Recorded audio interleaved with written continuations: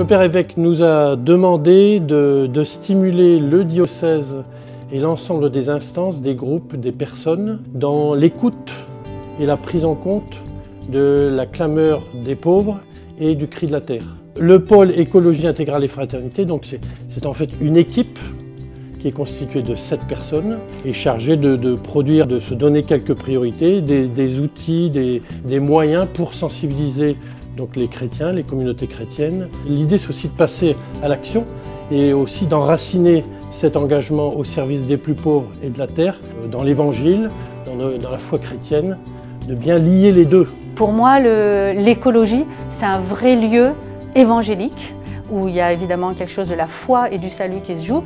Et pour moi, c'est une manière d'annoncer l'évangile.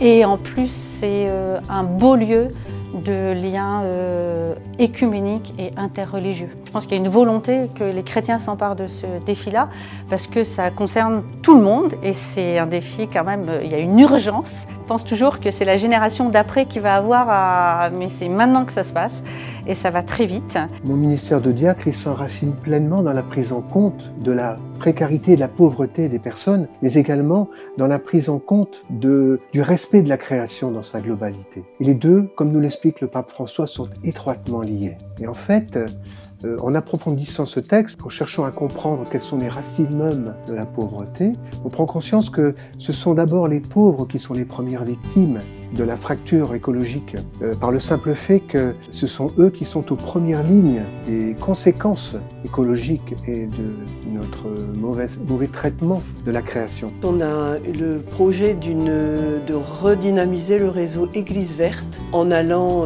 à la rencontre de tous les lieux labellisés. Et puis aussi essayer de démultiplier ces groupes et faire que d'autres entrent dans cette dynamique Église Verte qui a vraiment le souci de lier à la fois le souci de la terre, le souci des plus pauvres et puis d'enraciner ça dans le terreau chrétien en général.